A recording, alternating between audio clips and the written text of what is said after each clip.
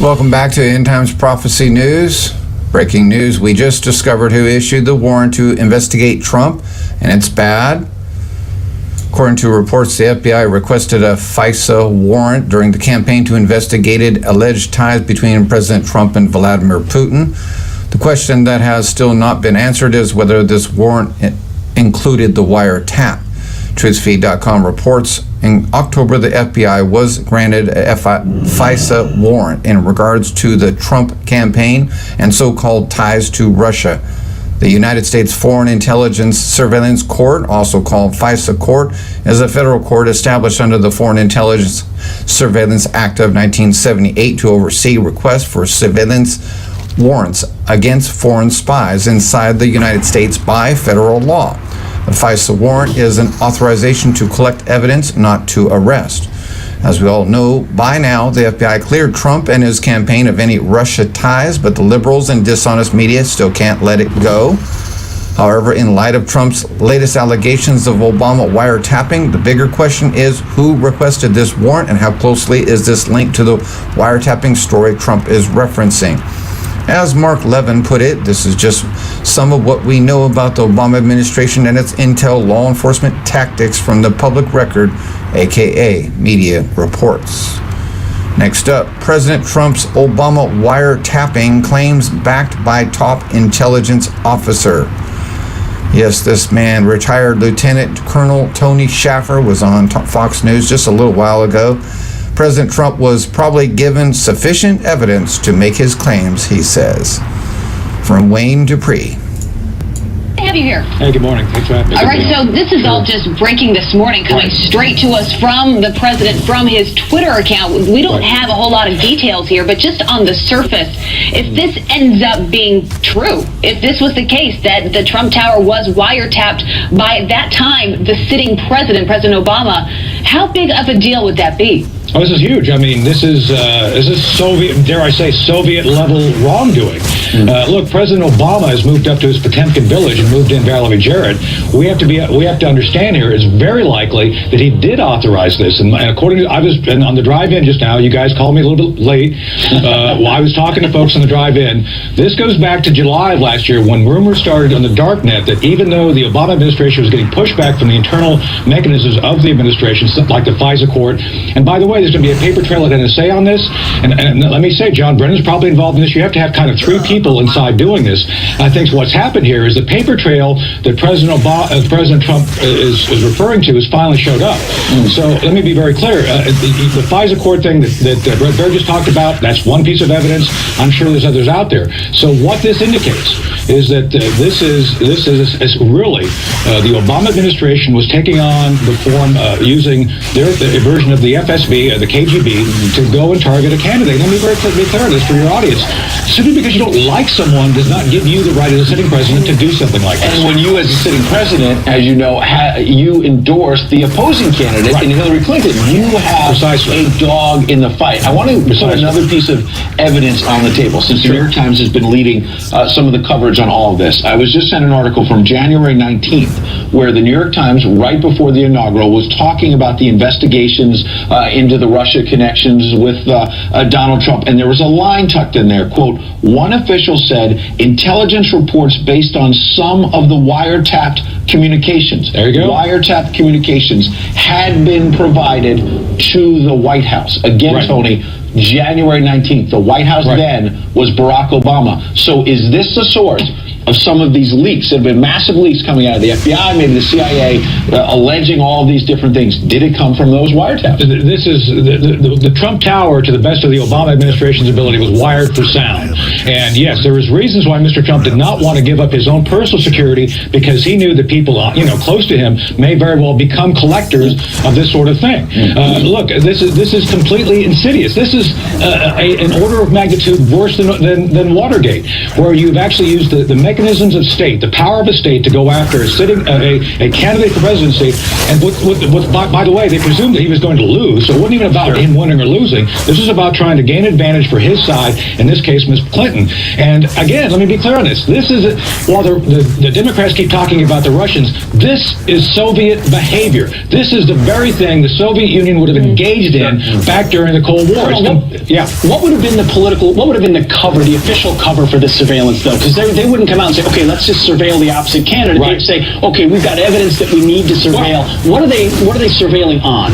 They're surveilling on, in this case, probably quote-unquote international contacts which relate to business transactions.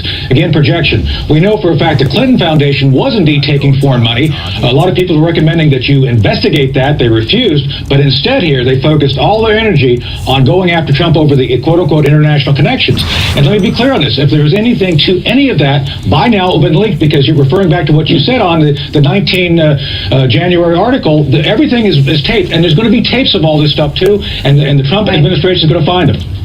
So now the question is, how can they prove it? How can the president prove this? I mean, he's put this out there now. The world has heard what the president is telling us. He's got to back that up, like I said. Well, so how does once he do you it? got to walk the fine line. If evidence is destroyed, there's a problem. That's probably what we're going to find. But the other thing is, you can't give up sensitive sources and methods. Exactly. Some of this was used in ways, and look, I can't go into how we do things, but I'm telling you, there's very sophisticated collection things that the president is now read in on. He's probably asking some questions like, hey, now that I know this exists, could this have been used against me? So and I think that's where it's all going. Yes, precisely. Is it going to be declassification of some aspect of it? Will it be, what's the best route potentially? I think potentially you've got to say this is what happened on these dates and leave out the technology specifically, but then go and bring in those accountable. And I dare I say there's probably going to be some whistleblowers coming in to talk about this. This is serious. This is as serious as it gets. Yeah, but just to clarify, you think that there is enough evidence that has been given to the president for him to make this claim, to make this statement? That's not just coming from nowhere. Yeah, I don't doubt for a minute that Mr. Trump has got sufficient, I would say, critical mass of evidence saying there's something really wrong here. And again, as a president, you start learning little by little about collection capabilities. You have to get right into them. And so naturally, as you start learning about stuff, you start questioning how could this have been used against me in some form? And then you start asking harder questions. So I do believe this is one of the tripwires that I've been talking about in the network for the past month. These people have been trying to find ways to get intelligence on the president and his team for purposes of trying to discredit him. And I think this is what we're seeing here. So we've got to wrap up. But for folks waking up right now, is this a game changer moment if what the president has is revealed? No doubt. We're talking about the potential of indictments of a former sitting president and his staff. And that's a lot more about what's going on. He says, terrible, just found out that Obama had my wires tapped in Trump Tower just before the victory. Nothing found. This is McCarthyism. Is it legal for the sitting president to be wiretapping a race for president prior to an election turned down by court earlier? It's a new low. And he also tweeted, I'd bet a good lawyer could make a great case out of the fact that President Obama was tapping my phones in October just prior to the election. So we're following this like you are in real time. These tweets just came out in the last 10 or 15 minutes. What is he referring to specifically? Has he been briefed on something specific the public doesn't know about yet? Or there have been reports suggesting that there are intercepts of some of the conversations of General Flynn and others on the whole Russia deal. And so is he suggesting that the intercepts with information of the conversation, did that come from a wiretap approved by the Obama administration to those specifically, he says, tap into the phones at Trump Tower? At Trump Tower, which obviously a sitting president going after essentially the incoming president would jack up this whole story the current president has been talking about how the Obama administration was setting traps, these leaks that we see now. This would jack it up that there was a wiretap before the election. Remarkable. This could totally change this entire conversation. I mean, as he said in that tweet, McCarthyism. I mean, this really jacks it up. Well, it's a witch hunt. If you do believe that the previous administration is doing anything they can to discredit you, to include declassifying intelligence before the election so that if Trump wins, the information's out there to build a case that there's some sort of collusion with Russia, why would it not then lead you to believe maybe they did take some steps, some extraordinary steps while still in office to monitor whether those conversations were going on. And as we've seen before, the president has been pretty astute about getting ahead of the news cycle with more information because he knows it. He sees it. He's got intelligence briefings. He looks at it. We don't. He tweets it. We speculate about it. And then more information comes out to affirm it. And even before the president raised this to a whole new level this morning, you had Rush Limbaugh yesterday talking about this very thing, that basically saying the Obama administration on the way out the door was trying to spring a trap. Watch. A silent coup that was put in place by Obama and the Democrats during the transition and before, after the election. What is happening here is a full-fledged effort here to deny Trump the actual control of governing, of the government, by leaving so many Obama career people appointed, by going so slowly on confirming Trump's cabinet appointees. I'm telling you, if you want to find out who's really working together to sabotage the United States, you find the link between Barack Obama, Vladimir Putin, and the Russian government. That's the story. You know, the conservative talkers have been all over this. Rush Limbaugh, Mark Levin calling it a secret coup. You put it together, what's being done against this president, it's discredited. Now we're finding out it was formalized even before. Pete, you are on President Trump. I am following his Twitter feed right now. Just 2 minutes ago, we can barely keep up right now. Just 2 minutes ago, the president tweeted, "How low has President Obama gone to tap my phones during the very sacred election process? This is Nixon Watergate. Bad or sick guy." I mean, that is a pretty apropos comparison, if that is what has used it. Just to be clear, like we are getting this news directly from the president, from his Twitter account. When he got these reports and how this all came about, we don't have any of those details or how significant all of this is. But I can't imagine he would tweet something like this, Ed, unless he had some real concrete evidence to back that up. At least suggesting it. And I think it's interesting that he's turning that Watergate analogy, did you notice, around on the Democrats? Because remember, about 2 weeks ago, it was, this administration is like, this is worse than Watergate, the DNC said, in terms of the Russia thing. And I had a viewer tweet me last hour saying, what were you talking about when you said there's no there? I'm saying, is there evidence? Because that's the point. And Pete has been making this, and Abby has as well, which is, look, you can have meetings with the Russian ambassador. That does not prove there was criminal action, doesn't prove there was a problem, an ethical issue. The key is the content. Is there any evidence there? Is there anything behind it? Just talking to somebody, obviously Nancy Pelosi and Chuck Schumer have now found out, Obama and his administration, the snakes, are getting taken down day after day, hour after hour. Very exciting days we live in. Thank you for listening. If my people, which are called by my name, shall humble themselves and pray and seek my face and turn from their wicked ways, then will I hear from heaven and will forgive their sin and will heal their land.